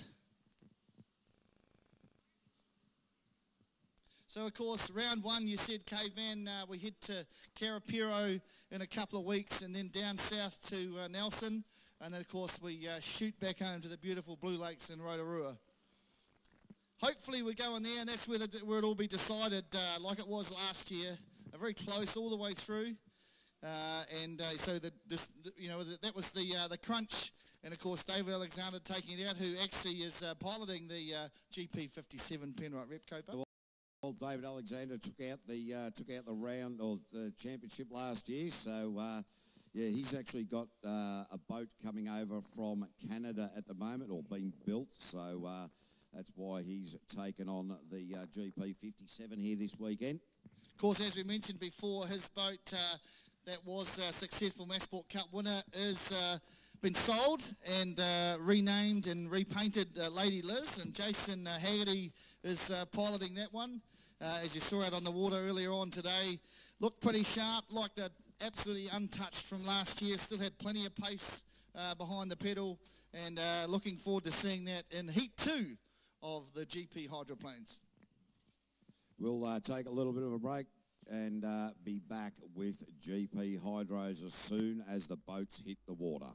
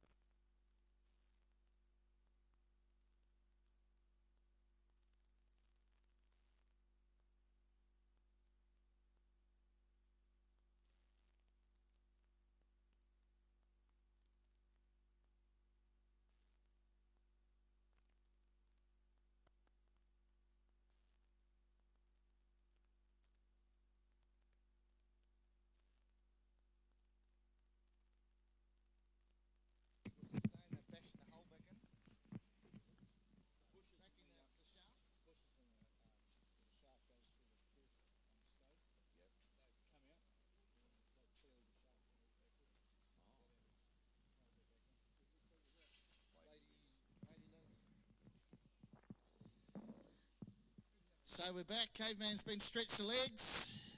Pointed Percy at the porcelain. You right, mate? All good, mate. All good. Just sort of starting to get the head around what we're doing here. So this is. I'm glad that we got the practice day. And you know what, mate? We're just getting into a routine, and 40 minutes time, mate, we're finished. Oh, fantastic! So feet up, beer o'clock. Feet up, mate. You know, every good duo has a debrief. Oh, right, Right? yeah. So we'll be no, that's not debriefing. getting naked either. Oh no, it wasn't, mate. No, Look, I know about you Australians. You know.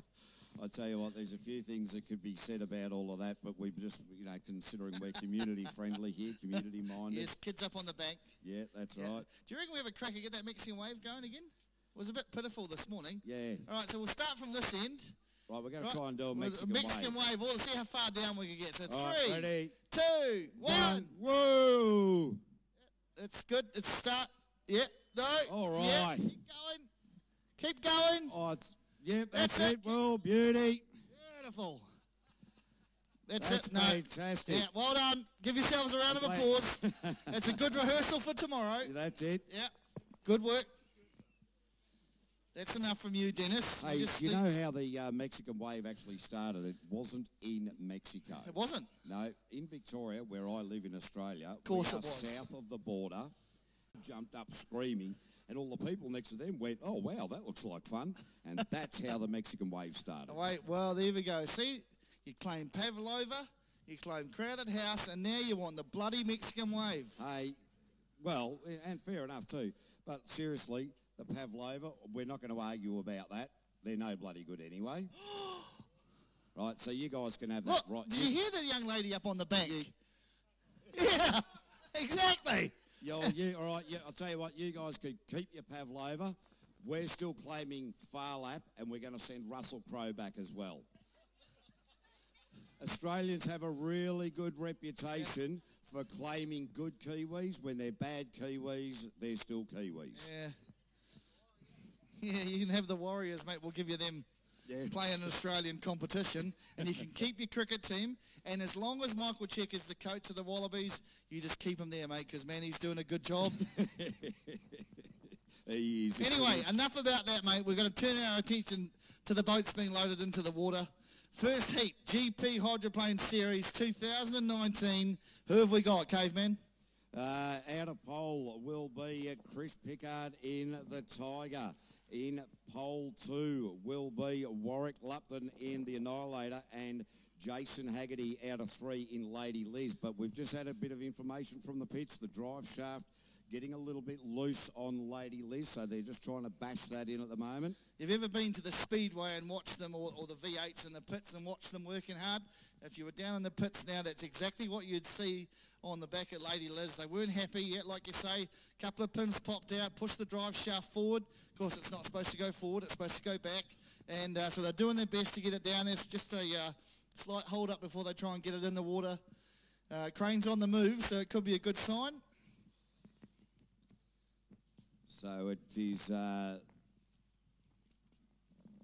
Warwick Lupton's boat in the water. The 007, of course, synonymous with James Bond. But, Sir Warwick Lupton, you can see him just walking out of the water a bit like Daniel Craig. And I'm sure the ladies will swoon. Daniel Craig? Really? He looks a bit more like Fat Albert. I'm glad that he has a helmet on, mate, because otherwise, if he heard that, he'd come over here and give you a biffo, right? No, he wouldn't. He'll save it. He'll save it till a bit later on. Don't you worry. Right. That'll get back to him, and that'll be stroke number 3 against me today. But that's okay. I've got 5. I'm good. I've still got 2 in the bank, so that's okay.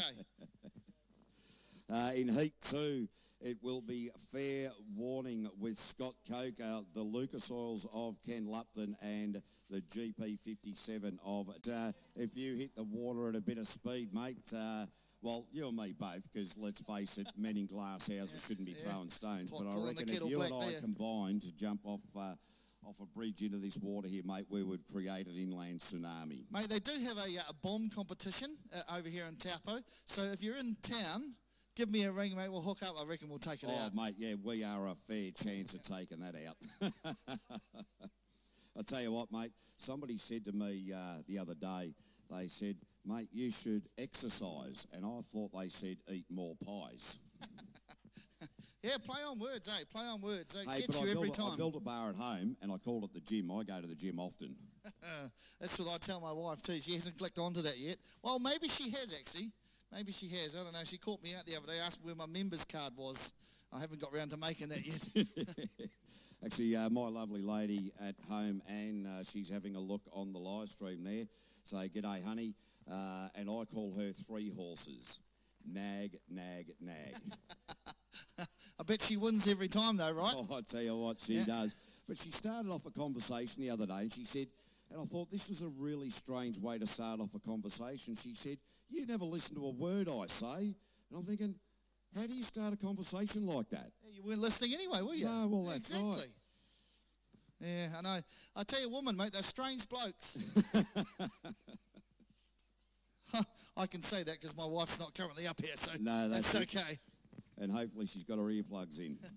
Apparently not, mate. Apparently you can hear us all the way down into the middle of Taupo, and that's where we've got to stop because the banter's just too good, mate. So, 12 o'clock, we're going to knock it on the head, of course. To be honest, music's all right, but boat racing's better. Absolutely. We'll drown it out any day. It's a little bit of a hold up there while we try and get the boats, some boats out of the water and some boats in the water. So just waiting for Lady Liz to be lifted into the water. Should be the next boat in to get underway with heat number 1 of the GP Hydros. This is round number 1. The Massport Cup is the cup up for grabs here this weekend. And remember, some of these boats are up to 2,000 horsepower. That's a lot of horses to jam in the back of the boat. These boats have got more snot than a 2-year-old with a cold.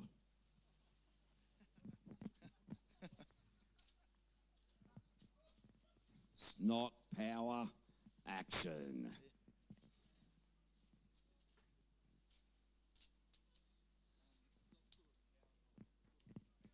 It doesn't sound like they're going to get that boat in, Lady Liz. Unfortunate, very unfortunate. Hope they can get that locked and loaded for tomorrow, though. So we'll wait for the call from the officials to see what exactly is going to happen for the first heat course. We've got time isn't with us today. We've got to be off the water by 12 o'clock. So we'll just see what they want to do, and we'll get back to you just as soon as we can. So the Lucas Oils boat of Ken Lupton just about to be craned in, ready for heat 2. There was talk of maybe running heat 2 as heat 1. That means the second one before the first one for you, caveman. Geez, I tell you what, you guys are very discombobulated over here. It usually goes in order 1-2. And now you're telling me we're going to run it out of order 2-1. Oh, no, that's only what I heard. It has not gospel because the race officials haven't been back up. She is on the phone at the moment, so they may make that call. Of course, the person that would make that call is currently sitting on the water waiting to go out for heat 1. So if nobody tells him, he's going to be a little bit annoyed. Well, you just mentioned the gospel there, and I did read a bit about some stuff, and apparently Jesus turned water into wine, which wasn't bad, but if he had turned it into beer, that would have been brilliant. Yep, no, very talented man. Plenty of things to do around the Great Lake Taupo as well. The Rapids Jet, fantastic ride out there. Parasailing. Which we couldn't do together, mate, because one of us would have to be a little bit slimmer than... I don't think that there's enough canvas in the world to get you and I in the air.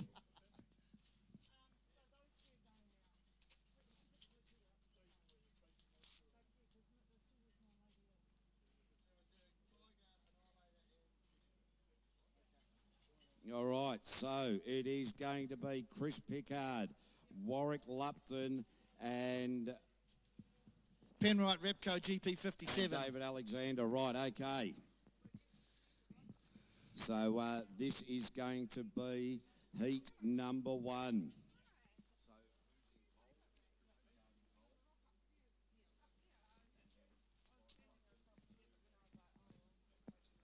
All right, so it is going to be the Tiger Machine of Chris Pickard out of pole 1. It will be Sir Warwick Lupton, the grandfather of GP Hydros, out of 2 in the Annihilator, and GP 57, David Alexander, out of 3. 4 laps, absolute pure speed and aggression, and the last one back buys the first beer, apparently. I said how it works. Fantastic. We'll go and hang around that tent. Absolutely. So my money's going to be on who, Caveman? Well, I reckon that you were probably going to go for the bloke in the start boat there. So we've got our start boat out on the course.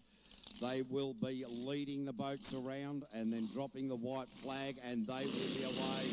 Warwick Lupton in the Annihilator is up and out of the water. Chris Pickard got the fire in the belly of the Tiger vessel. And the GP57 of Penrite and Repco, David Alexander, he is away. So they'll be going around, picking up the start boat, getting around, getting all the warmth in the engine, making sure the pyros, the oil pressures are all good. And of course, when they come around that top corner, they'll do a running start, wait for that rooster tail, and then we are underway. Race 1, GP. I'll tell you what, the hairs are already standing up, mate. I'll tell you what, I'm more excited than, I can't say that. That's a family-friendly event. That's all right, mate. That hemp hat of yours is standing up on its own, mate. So we'll look for those big rooster tails as they come in from that flying first start. You'll know they're underway.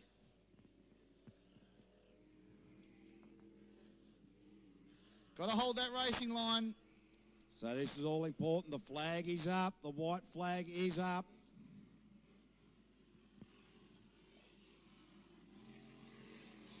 And away they go.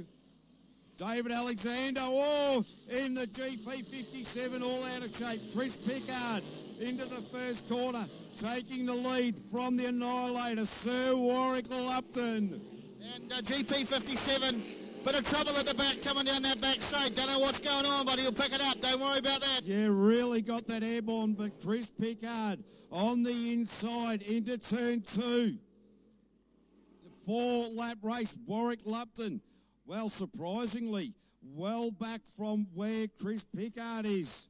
And David Alexander at the moment out the back door, that GP57, really flighty coming down the front straight. Chris Pickard hooks it in. Warwick Lupton certainly not under power there.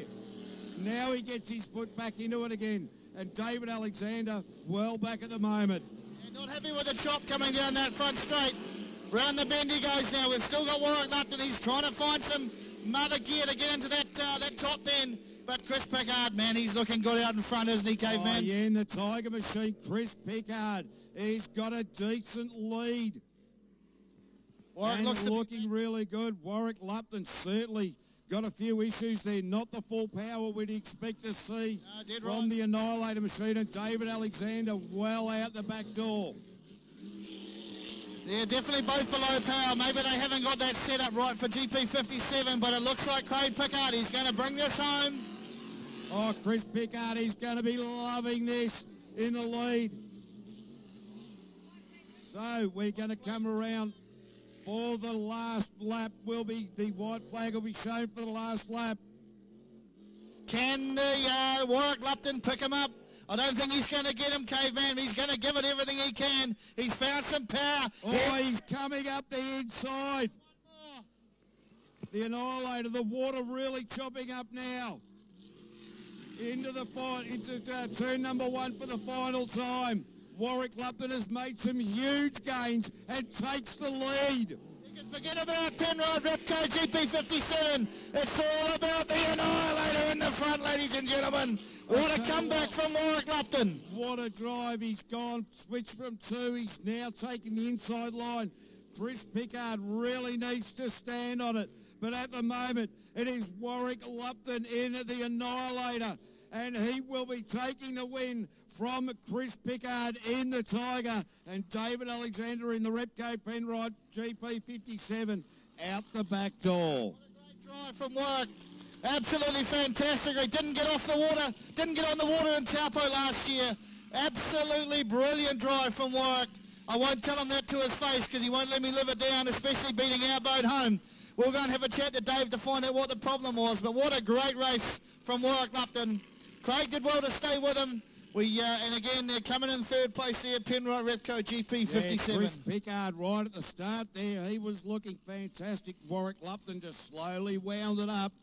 turned the wick up, put the foot down, and great drive in the end by the man who's been around the sport for 35 years and has led the way not only in New Zealand but right around the world. It reminded me of Bowden Barrett running in for that last try in the Rugby World Cup final. He was just playing with him for a little bit, got on the gas in that last turn and said, catch me if you can, young fella. I've been doing this way too long for you. Yeah, that's right. So, well, the grandfather of GP hydroplanes takes heat number 1. And first points for 2019 for the Massport Cup. That'll go good. We'll give him a round of applause as he comes back in. We'll give him a bit of a shout as he gets out of the boat. Fantastic drive. Not bad for an old boy, caveman. I tell you what, you are lucky he's in that cockpit. He's going to give you more biffo. Well, the old wind picking up here, blowing the notes around the place. Yeah, once he gets that helmet off, we'll give him a big round of applause, folks. Here he is. Ladies and gentlemen, Warwick. hands together for Warwick Lupton. Drive from the old boy. You still got it in you, Warwick. Nice to see you didn't run out of gas, big fella. Great drive, mate. Picked it up on that last lap, kicked it into second gear, and away he went. All right, so just still waiting to see if we can get Lady Liz into the water. Scott Coker, that boat is now getting lifted off the trailer. Ken Lupton in Lucas Oils already on the water. Wow, What did you what a think way to about start. that, ladies and gentlemen? What do you think about GP Hydros? Shit hot and shiny. Absolutely. I couldn't have said that better myself, caveman. In fact, if you see a stick around town, shit hot and shiny, don't peel it off. Leave it stuck on. That's the one and only caveman. So shit hot and shiny, that's his motto. And I can tell you, yep, shit hot and shiny, he sure is. Although people with a little bit of dyslexia have said, oh, shit hot and Chinese, what does that mean? Yeah, well, It's shiny. ooh, that'll make the blood boil. What a great first race. Oh, yeah, geez, I tell you what, that gets the adrenaline going, doesn't it? Just imagine the adrenaline of sitting in the cockpit there and piloting one of these high-powered machines. Wow, I'll tell you, you can see why these guys play hard, work hard, and, well, race hard as well. So Scott Coker's fair warning now coming to the water. And I would suggest at the moment that Lady Liz may not feature in the heat number 2.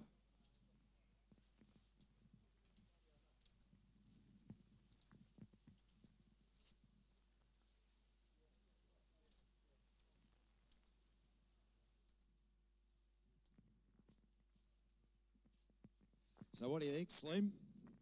Yeah, well, mate, you know how I said that last one home buys the beer? I think that's us. Yeah, that's you, mate. You're up. So it's all right, mate. Just as well we've got the Penrite rep with a loaded credit card staying with us tonight, mate. So Oh, fantastic. We'll be hanging right off here, mate. absolutely, mate. Left, right and centre, don't worry. But look, no, fantastic. That's a great turnaround for Team Annihilator. Didn't get on the water here in Taupo last year. Had some engine trouble. We thought yesterday, same thing. Had the Taupo cursed this morning. Chopped and changed a few things. Got it in there, and Kerry got the boat absolutely humming.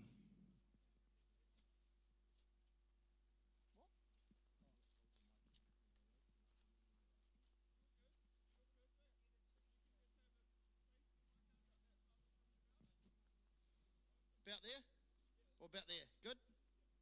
Fantastic. All right, so just getting the sound on the live stream sorted out a little bit better. We're operating with 2 separate microphones, and you know what?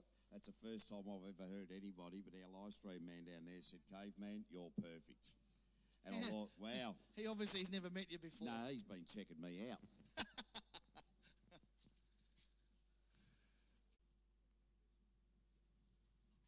Oh, we've just been told that the Massport Cup isn't until Carapiro, so we've been talking up the Massport Cup. That's all right.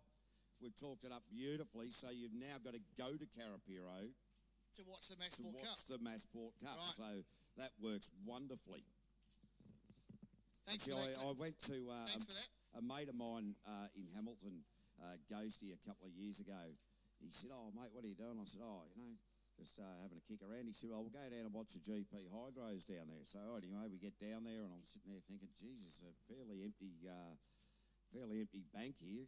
We're having a bit of a chat to some blokes and he go, oh, no, that was last weekend. Missed it. Get your weekends right, Oh, mate, no, I was following the lead of Ghosty, and to be fair, he's only got one eye, so I don't know.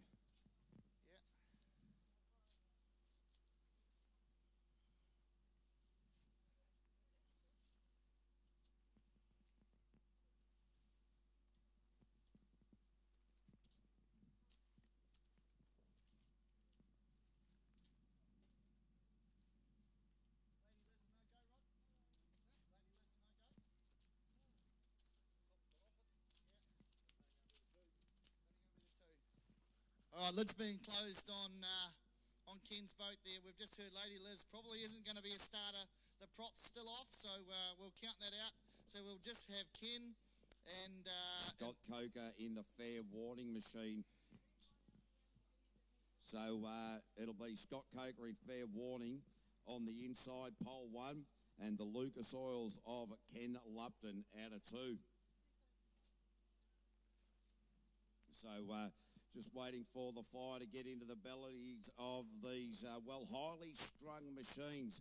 The pressure on these things when they're running flat out is enormous. The propellers are only half in the water. Once they get up onto the plane, the propeller isn't fully in the water like on an outboard. These things are very, very sharp blades just to cut through. So these guys have made their prop choices. They got the boat tuned, and you can see there, Scott Coker.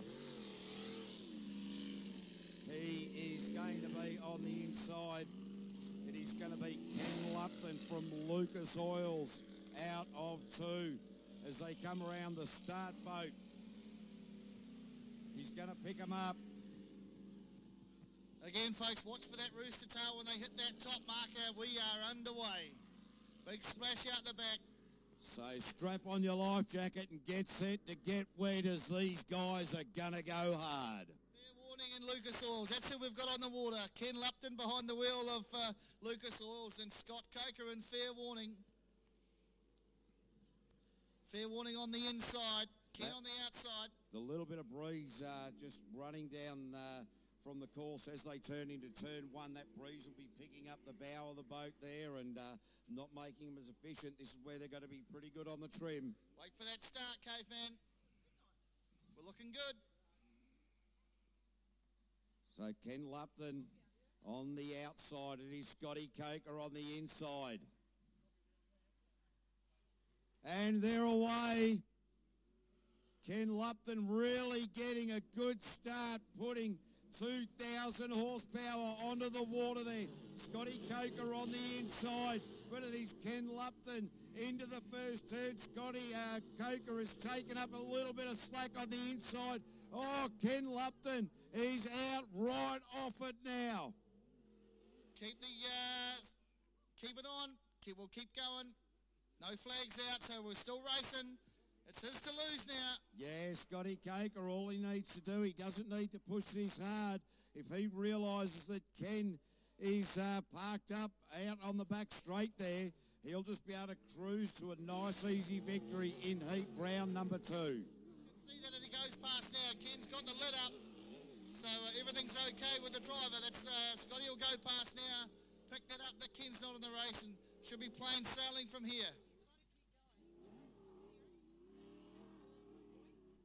Right, so he certainly just he can ease off the button. He does need to get the 4 laps in for the series to gain the points for the series. So I see that Scotty Coker didn't offer Ken Lupton a lift all the way through. No, I saw that Ken might have had the thumbs out, but definitely not picking him up on the way past. Yeah, so Scotty Coker coming into turn 2, and I tell you what, these highly strung beasts of machines. The 37-year-old from Otrahonga, the panel beater. He won the Griffith Cup in 2011, the A.E. Baker Cup in 2012 and 2010. He certainly has plenty of pedigree, does Scotty Coker.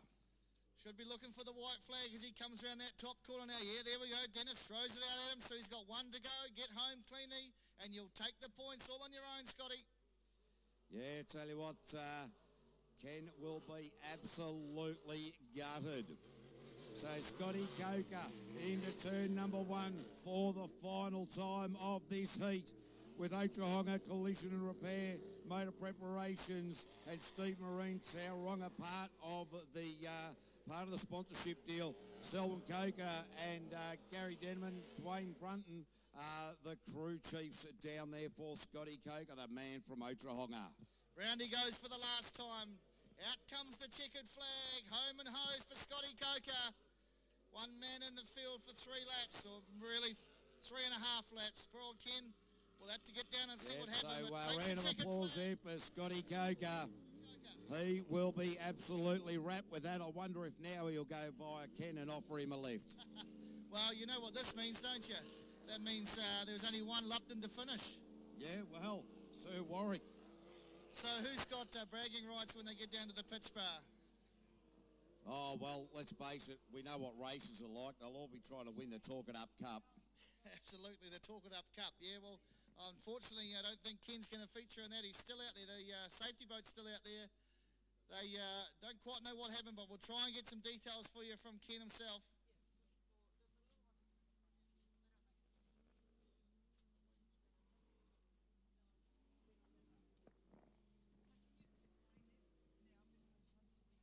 Okay, ladies and gentlemen, that rounds out racing for today. Due to the concert, we are not allowed to make any noise, and commentary will be finished fairly soon. But be back here tomorrow morning at 9 a.m. We have a full race card, offshores, the Mod VPs, the juniors, the clubman class, and of course the methanol sucking monsters that are the GP hydroplanes. So the clubman guys will be out racing today. We unfortunately won't be able to talk about that because we are under noise restrictions due to the concert. But if you've enjoyed what you've seen here today, get onto the phone, send smoke signals or, I don't know, some of those social media things off your Facebook posts or whatever, and get your friends and family down here. And if they can't get down here, get them onto gphydroplanes.co.nz to watch the live stream. Fantastic. Yeah, I guess that's us, Caveman. We've done well, mate. We've got through the first session. Yes, it is the first session, and now we better start on our second session of the day. I think you're well, mate. So from all of us here in the commentary team, we wish you a very good afternoon, and hopefully we catch you tomorrow. Indeed, yeah. Good on you, Slim. Hooroo.